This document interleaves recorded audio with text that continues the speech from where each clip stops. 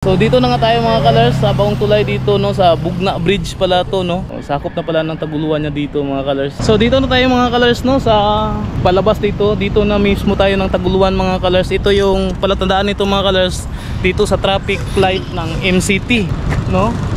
Diyan pa nga yung PBDEC Industrial Authority dito.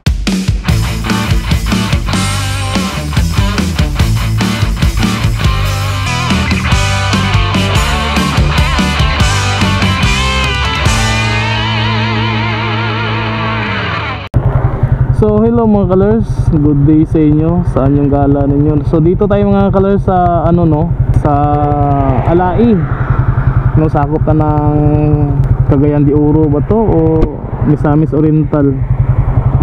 Yun, kung idiretso natin yung mga colors, dyan tayo dadaan sa pinaka sentro ng Alai papunta ron sa Bugo, sa Puerto, papunta Cagayan de Oro. Try natin dadaan dito sa Matibugaw, yung bagong kalsada dito mga colors, na kung saan dadaan tayo sa bagong tulay sa Mantibugao pala, nang labas yan doon sa Taguluan. So stay tuned kayo mga colors para makita rin nyo kung saan kayo dadaan dito mga colors. Oh, ang palatandaan yan dito pag before kayo makarating doon sa pinakasentro ng Alai, dito sa kanto ng Yamaha saka sa harap ng Apex na gasolinahan, dito yung cruising mga colors.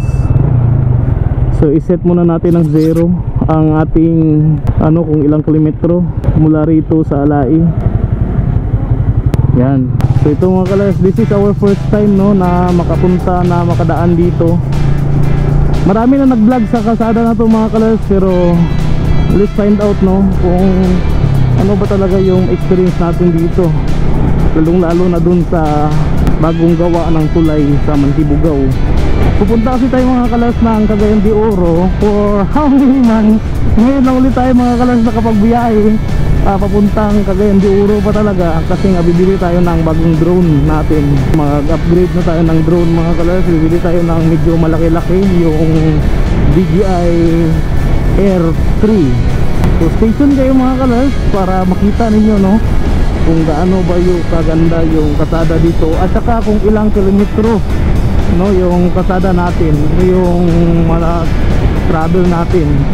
Kasi doon pa lang kanina mga colors, mula doon sa crossing no, ni-start na natin sa 0 yung ating odometer. 105 yung kanina yung ano natin, mula doon kanina sa Balingsa City hanggang doon sa crossing 105 kilometers yung tinakbo lang natin no. Kung straight lang natin mapunta doon sa Puerto, malamang mas malapit mga colors. Pero ito kasi yung labas kasi natin Taguluan. So if ever na magbibiyahe kayo papuntang Miss-or na papuntang Taguluan, Villanueva, ganyan, papuntang Hinuog, so pwede kayo makadaan dito no kung dito kayo galing sa Bukidnon. Correct me if I'm wrong mga kalas, kung Mantibugao ba talaga yung ano na yun, yung bridge na yun? Hindi ko alam eh. Basta ito kasi para Mantibugao yata yan dito. Yun. Ah, ito pala yung Mantibugao. Ito pala yung area talaga ng Mantibugao. Ano mga kalas, sa lahat kasi ng taga-subaybay natin no, fun facts lang about sa akin. Kasi nga diba, kung matagal na kayo nakapag-subscribe at saka nakapag-follow sa akin mga kalas, meron kasi nangyari sa atin na inatake tayo dati ng high blood no, kaya hindi na tayo nakapagbiyahe no. September pa yun, naka-experience tayo ng anxiety no, mga panic attack at saka nervous, kaya hindi tayo nagbabiyahe ng mga kalas. So how many months na hindi tayo nagbabiyahe mga kalas. That is why feeling ko ngayon no, medyo okay na tayo. Kumbaga kung i-rate ko mga kalas from up to 1 to 100, nasa 90% na okay na tayo. Pero meron pa kasi akong takot no, kapag magbibiyahe tayo ng malayo mga kalas, meron pa akong takot kasi nga hindi kasi talaga natin maiwasan no, kapag nagbibiyahe tayong malayo, lalo ng sobrang init ngayon. Siyempre high blood yung sakit natin, pero meron naman talagang tayong gamot mga kalas no, meron tayong gamot, nag-exercise na tayo, nagda-diet na tayo. So pero hindi talaga natin maiwasan na makapag-isip ng negative. Pero ganoon pa man, ginagawa natin ng paraan na maging okay tayo mga kalars. So ito pala siguro ang pinakasentro, no? Kasi ito yung school ng Mantibugaw. Kaya lucky dahil Holy Week na yung mga kalars, so makapagbiyahe tayo. I don't know kung kailan natin to ma-upload, pero ang araw na to mga kalars is Sabado o Black Saturday. Excited ako mga kalars na makita yung tulay na yun eh, yung bagong gawang tulay. Dati mga kalars dito, yung hindi pa tapos yung tulay, parang dito yata lumiliko yung iba papunta ron sa Guluwan. May nakita ko dati nun eh, dito dumadaan. Pero dito mga kalars, kasi tapos na yung tulay, so dito na tayo daan. This is our first travel vlog for the year 2024. Actually nakapagpunta tayo dun sa Sinuda last sa February ba yun? O February nga, birthday ng kaibigan natin, no, na si Alexi at saka ni Alvin. Pero yun kasi may kasama kasi tayo nun. Ngayon tayo lang mag-isa. Kaya di ba, I need to conquer my fear mga kalars. That is why sa lahat ng sumasubaybay sa akin, pasensya na kayo, no, kung hindi masyado ako nag-upload na, kung madalang na. Actually marami akong ini-edit mga kalars, especially yung biyahe natin pa Visayas. Hindi ko pa natapos lahat edit yun. Pero dahil nga kapag nakaharap ako sa computer, parang naiba kasi yung aura, no, ng pag-ano sa akin, parang nawawalan ako ng gana. Kaya yan, pasensya na. Pero pangako ko yan mga kalars, babalik at babalik na talaga tayo ngayon, no, after ng biyahe na to. Every weekend yata ay babiyahe na talaga tayo, every weekend, no, after ng biyahe na to. Stay tuned kayo mga kalars.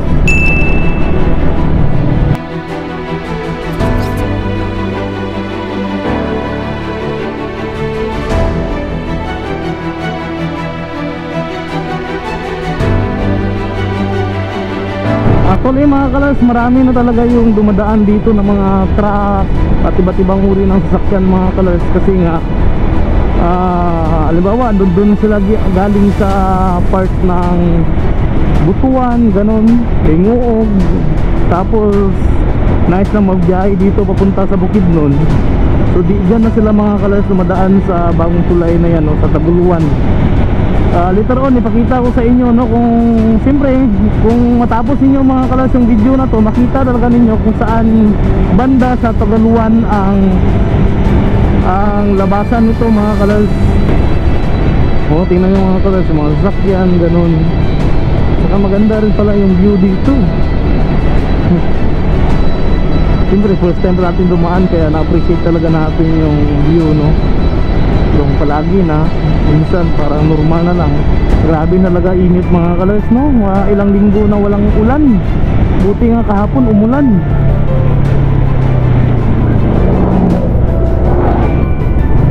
Tapos ang kagandahan nito, sementado na talaga yung kalsada rito. So nasa 10 kilometers na mga kalars yung tinakbo natin mula ron sa crossing kanina. Parang dito na yata mga kalars yung tulay, ah. Malalim pala yan dyan. Parang sa manghima din, no?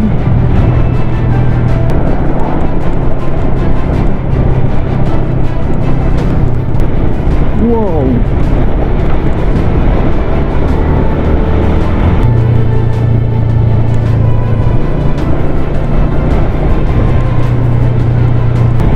Parang naalala ko yung kasada doon sa Negros, ah. Ito na nga pala. Ito na nga pala mga kalars yung bagong tulay. Wow.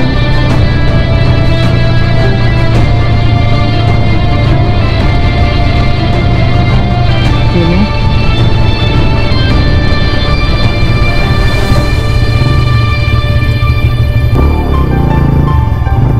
Ano ngalan? So ito na nga mga kalars, yung bagong tulay. Ang dami nagpa-picture dito, ano?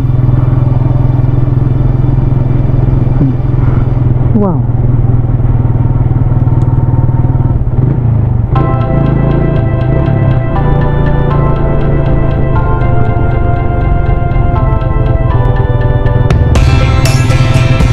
nandito na nga tayo mga kalers sa Baong Tulay dito, no, sa Bugna Bridge pala to, no. Sakop na pala ng Taguluan niya dito mga kalers, no. Yan, no, sobrang ganda at saka marami nagpipicture dito mga kalers. So let's find out, no, tingnan natin kung gaano sa gaganda sa real shot.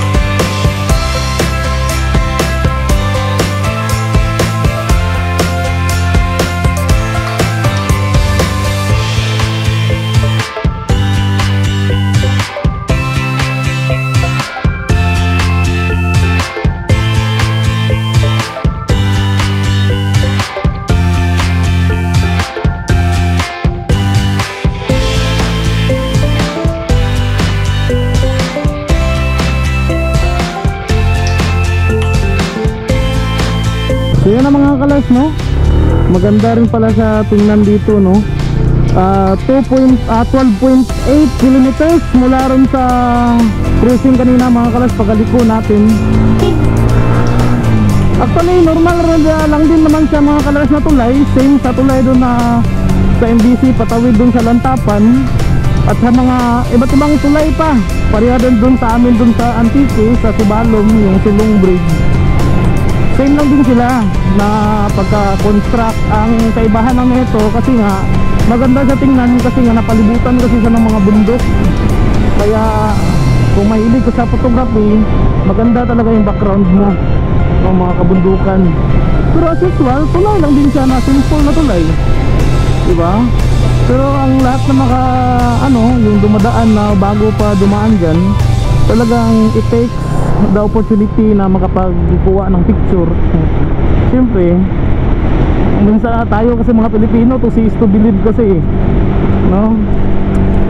Talagang maniwala lang tayo kapag may evidence talaga. Yun.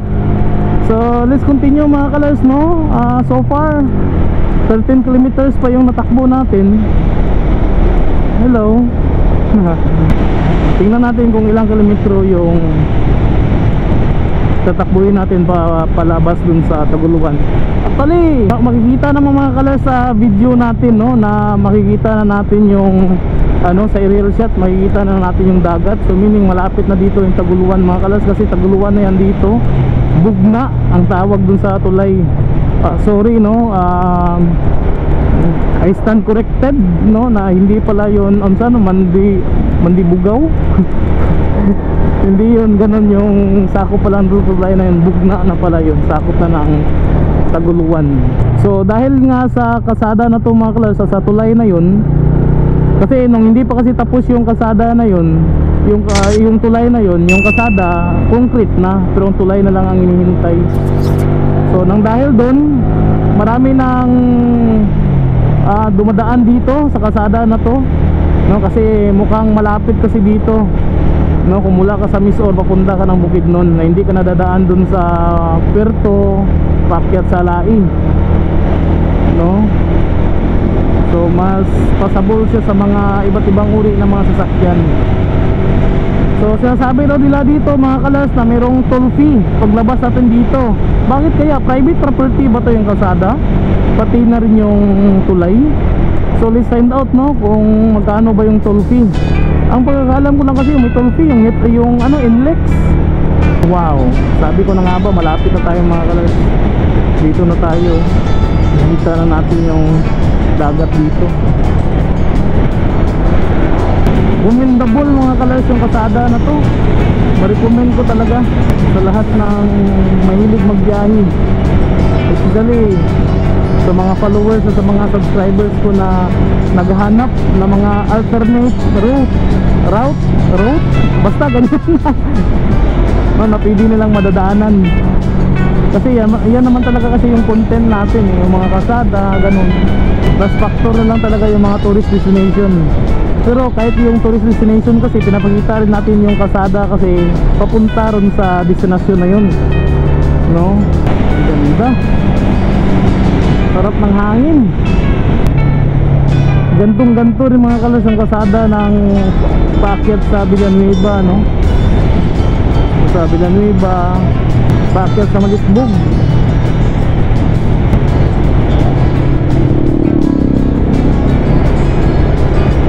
Wow, maganda rin siguro dito mga kalers yung gabi dadaan, no? Kasi nga may mga street lights, no?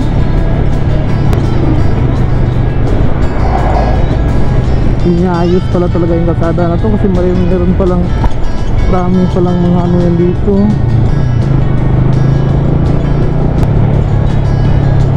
Oh wow, ito na ba yung National Highway?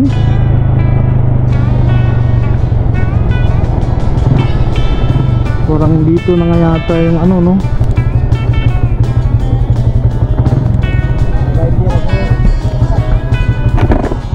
Ano yung highway na? Ayay. Nasa ka sir?